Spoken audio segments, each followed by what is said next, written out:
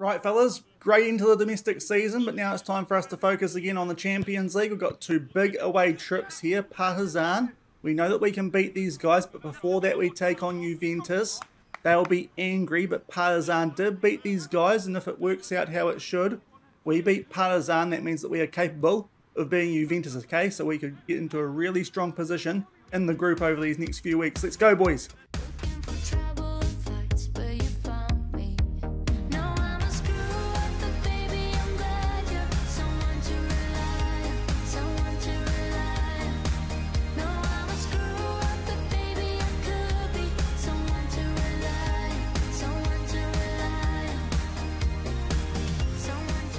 Hello everyone and welcome to episode number 88 of Husavik Heroes here on Shaun Does FM. I hope you are doing well, and coming up in today's episode we continue the group stage of the Champions League. We've got two away trips, first off against Juventus and off the back of that against Partizan. If you're looking forward to this one, then do remember to go down below, leave a thumbs up on the video, and if you haven't done so already and are enjoying this series here on the channel, also remember to hit that subscribe button and turn that notification bell on as well. It is greatly appreciated. But this is what the group does look like off the back of our first games in yesterday's episode. If you missed that, I'll leave a link to it over in the top right corner. We did suffer a late draw against Barcelona, and that was only made worse by the fact that Partizan came from behind to defeat Juventus somehow. Very surprising result, that one. That does mean that we probably would need to be winning the second game of today's episode just to keep pace with those guys in that race for third. I do still think Partizan probably the favourites to finish fourth in this group, but if they can pick up some more points early on in this campaign, that will make things very interesting indeed. But before we preview these Champions League games a little bit more, we're just going to recap the end of the domestic season off the back of our win in the Multiplicarum final in yesterday's episode.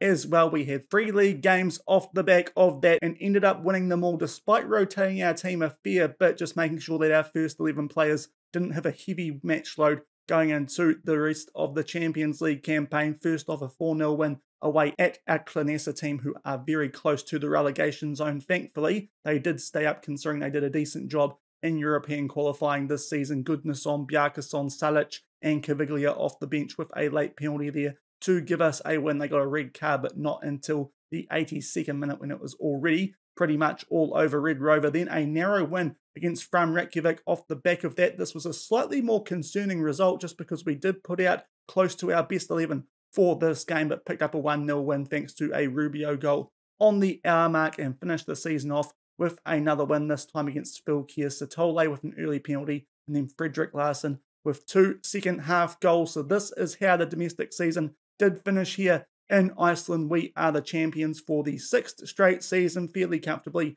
by 16 points. HK do fill out the second Champions League qualifying spot, the new spot that we do have after going up to 15th at the end of the last European season. It is going to be Fylkir who will be in Europa League qualifying from the 3rd round. So hopefully those guys can get their way into the group stages of a competition, seeing as they do enter at a later stage than any of the other Icelandic teams do in European qualifying. And Nats, KR and Keflavik were the teams that did win that race for the Conference League spots. Breidablik and Vala Reykjavik in the end not picking up quite enough points late on to end up in those Conference League qualifying spots. A little bit disappointing there from Vala Reykjavik after going fairly close to qualifying for the Conference League group stage this time around. Hopefully they'll be back up there next season without having to deal with any European qualifying games. And there's still 1 game left in the season, albeit down near the bottom of the table, and it doesn't have any impact because already Nuts and Cordlinger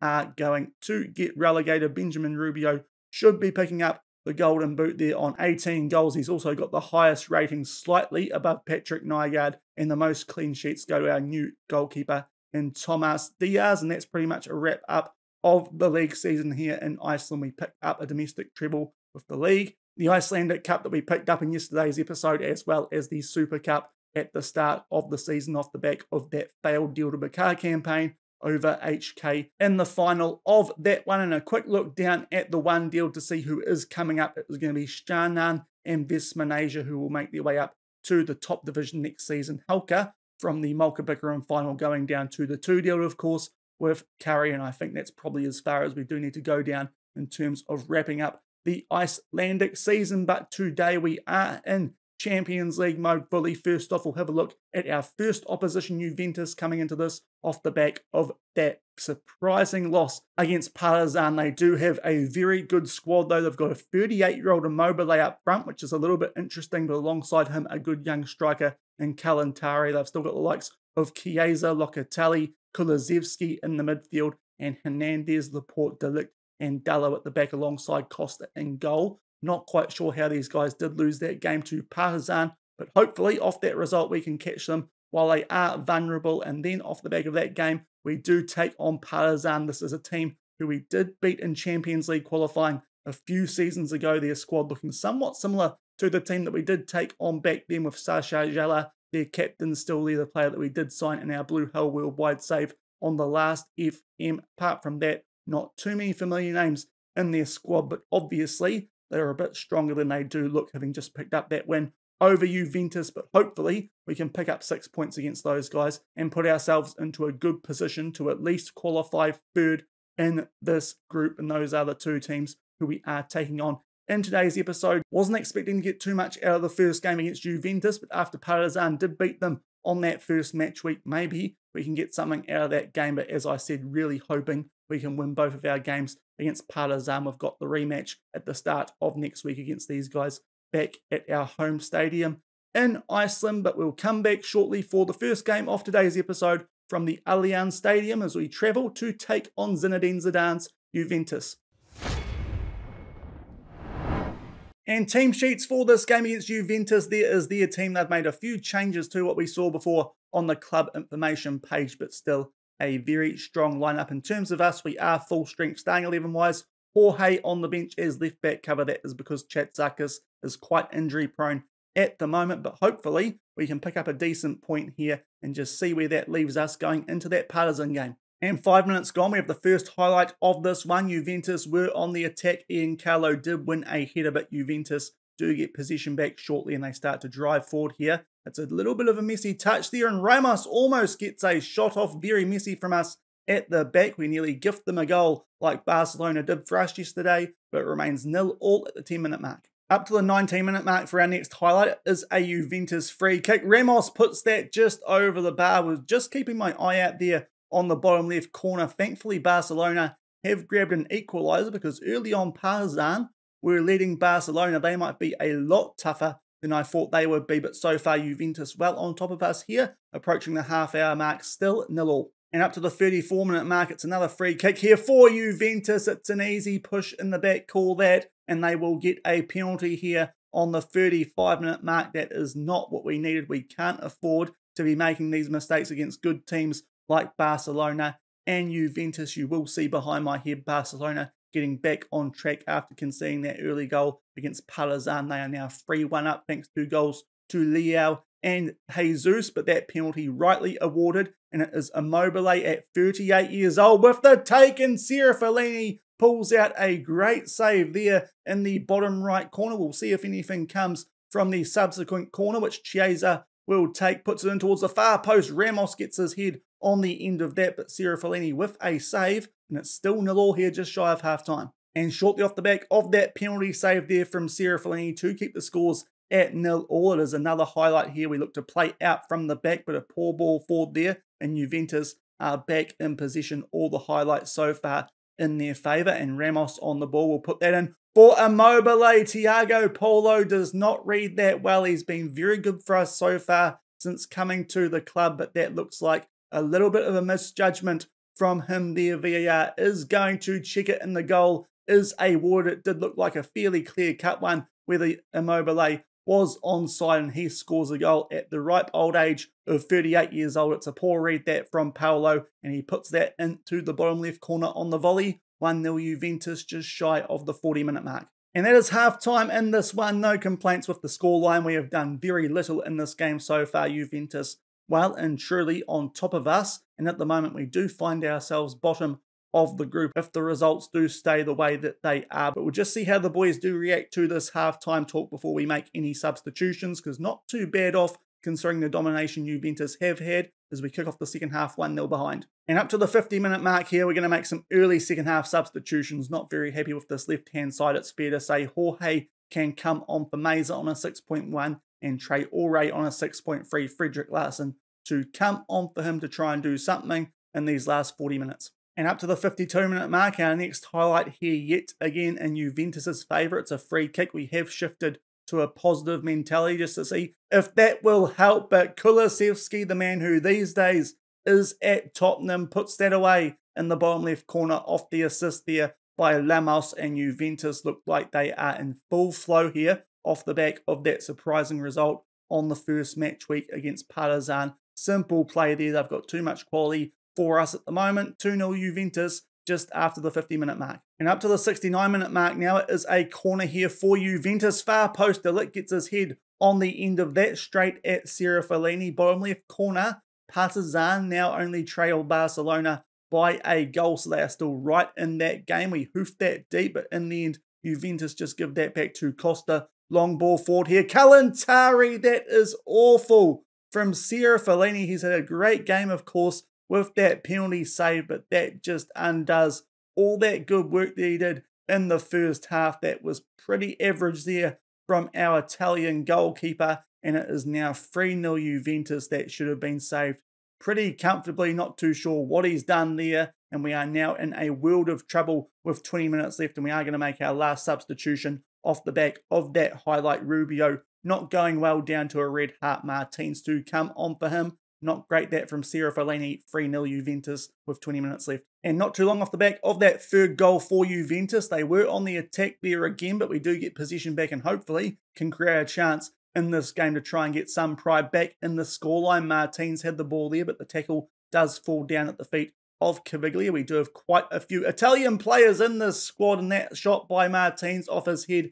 comes off the woodwork. Still 3-0 down inside the last 20 minutes. And 10 minutes left in this one. Juventus are on the attack yet again. All the highlights, apart from that most recent one, have been in their favour, well and truly performing a lot better than they must have done in that first game against Partizan. And Partizan still only trailed Barcelona by a goal in the other game. Hopefully, that's how that result stays. Otherwise, we have a lot of catching up to do to try and get into at least that third spot in this group, and Partizan might actually get themselves into a good spot to try and take out this group, potentially, depending on how they do get on against us in these next two games that we do have against them. But Juventus play that to the back and start to charge forward again. That's a lovely ball, that from Kalantari off the bench, and Lamos will put that into the right corner. We'll just wait and see here what VAR does have to say, and the goal does get awarded. We are just up a creek here without a paddle. Juventus, way too much quality for us. Kalantari just holds up the ball there briefly. Well-timed run that from Ramos into the right-hand corner. 4-0 Juventus inside the last 10 minutes. And that's full time in that one. In the end, it was a pretty dire performance from us, truth be told. I think Juventus are a lot stronger than us. Not too sure what happened in that first game that they did have against Partizan, because they absolutely blew us off the field there. We lose 4-0. And never really looked like scoring. Just that one chance late there to Mousy Martins when it would have been just a consolation goal anyway. So we do lose the first game of today's episode 4-0. That does mean we are going to be bottom of the group no matter what happened in the game between Barcelona and Partizan. But we'll just go forward a little bit and see what the final scoreline from that game was. And thankfully, Barcelona did hang on to beat Partizan 3-2. So we still could end today's episode up above them, but we do need to turn around that performance there against Juventus if we are to get something out of that game, especially away at Partizan, the same venue that they did beat Juventus at on the first match week. So we'll go forward a few weeks and come back shortly with that second game away at Partizan.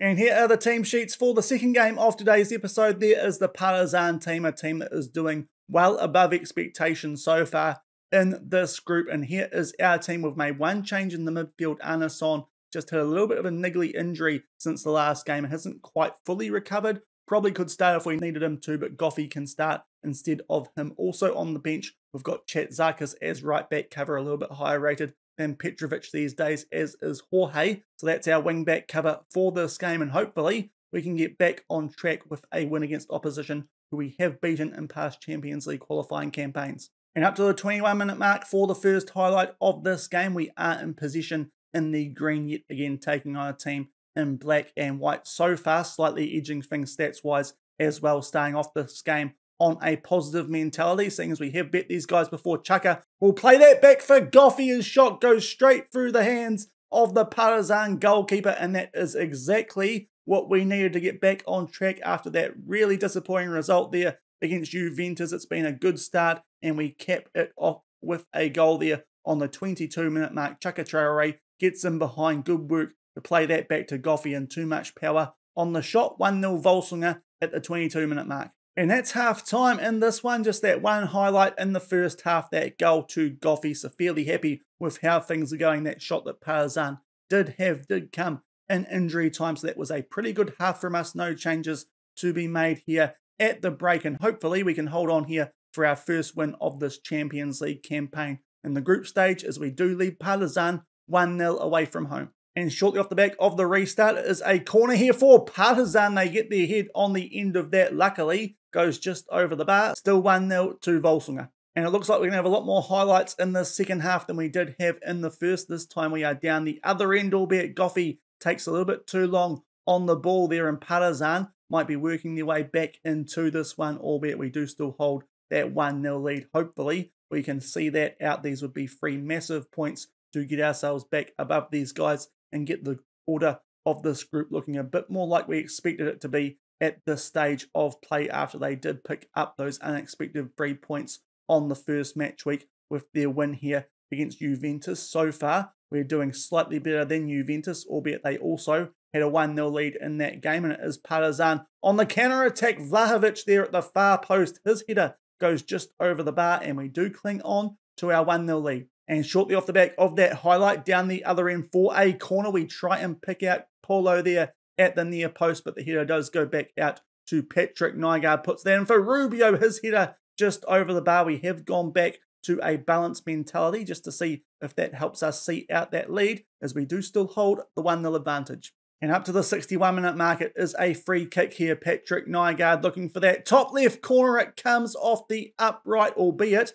actually must have taken a hand off the goalkeeper as well, because we do have a corner. That would have been some goal that to give us a cushion lead. Paulo tries to put that one in at the far post, but his radar is off by a little bit. We'll just wait and see what happens from this. And Paulo with a really good effort that with his foot, not something you'd expect there from our new centre-back, but a good save yet again there from the Partizan goalkeeper. Gets his head on the end of that corner yet again, but another good save from their goalkeeper, and it is still 1-0 here at the 63-minute mark, and yet another free kick, which Nygaard will look for the top right corner from, comes off the upright yet again, peppering the Partizan goal here, but still only 1-0 up, and we are going to make a change off the back of that. Patrick Nygaard is on a yellow card, so we will take him off. Frederick Larsen will come on for him. 25 minutes left and still 1-0 up here. And up to the 71-minute mark now, we do have a throw-in inside the final third. Can we grab a cushion goal? Oh, it's an absolute shocker that from the Partizan goalkeeper, and Prisco is there to tap that in. VAR is going to check something here, but it did look fairly clear-cut. Don't think there's any risk of offside, and we do get the goal, and that could be a crucial one in this Champions League campaign. 3 points away from home. It's an absolute clanger that from the Partizan goalkeeper, and Gaetano de Plisco gets his first Champions League goal in group stage play. 2-0 Völsungur inside the last 20 minutes, and we are going to make another substitution here. Caviglia down to a red heart. Arnason can come on for him. And while we are at it, Chaka Traore is also on a yellow heart. He's a player who can get quite injury prone, so we'll bring Zimmerman on for him, who can switch him around with Larsen on the wings. 2-0 advantage with 15 minutes left. And that is full time in this one, and those are 3 points that we will take. Thank you very much. Indeed, a much better performance than we did put out against Juventus in the first game of today's episode, and we do somewhat keep our little advantage that we do have over Partizan from Champions League qualifying a few seasons ago, and those 3 points will see us jump off the bottom of the group. We'll just get through this post-match interview and see the result from the other game in the group on this third match week. And right up the top there, you can see that Juventus will go from bottom to top in today's episode, as they do beat Barcelona at home by 2-0. Still not sure how Partizan did manage a win against those guys, but nonetheless, what matters is that we pick up the 3 points and are now third in the group, tied with Barcelona, but just below them, thanks to that slightly worse goal differential. No doubt that loss that we did have to Juventus might be a little bit costly in that one, as well as, of course, the goal that we did concede late against Barcelona in yesterday's episode. We could really be tied on top of the group at the moment, but we are in third. That's what the bare minimum requirement would be in my eyes anyway. And hopefully when we get into the episode at the start of next week, we can pick up another 3 points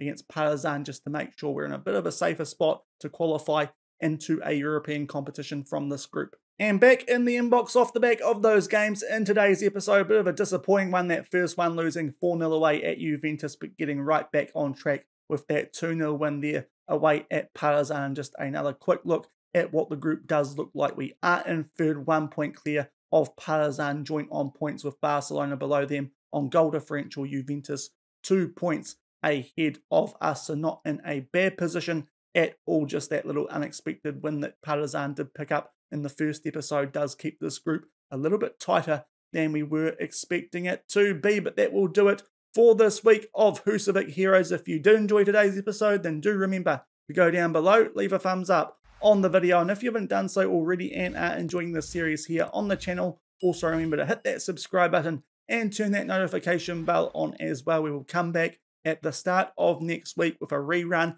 It is going to be the second game of the group as we do take on Partizan at home off the back of a few friendlies, just to keep ourselves occupied in this 2-week gap that we do have in between these games against Partizan. And off the back of that, we're supposed to have a game against Barcelona. I'm not too sure exactly if that's going to happen in the first episode of next week or the second episode of next week, because we did have our end of season review right before our last game of the year last season. So we'll wait and see when our end of season review does come. Not quite sure what the layout of those first 2 episodes at the start of next week will be, but one of them will have 1 game and the end of season review. The other one will have 2 games. We'll just have to wait and see when that end of season review does come, and our last game of the group is at home to Juventus. That might be a tough one based on what happened in the first game of today's episode, albeit Partizan did beat them at home, so you never know. Maybe we could turn that around and give ourselves a chance of getting out of this group, not only into the Europa League, but into the knockouts of the Champions League. But we're going to start off next week with a game against Partizan guaranteed, maybe Barcelona as well, or an end of season review. But until next week, have a good weekend. Thank you very much for watching. Keep on keeping on, and I'll see you then. Cheers.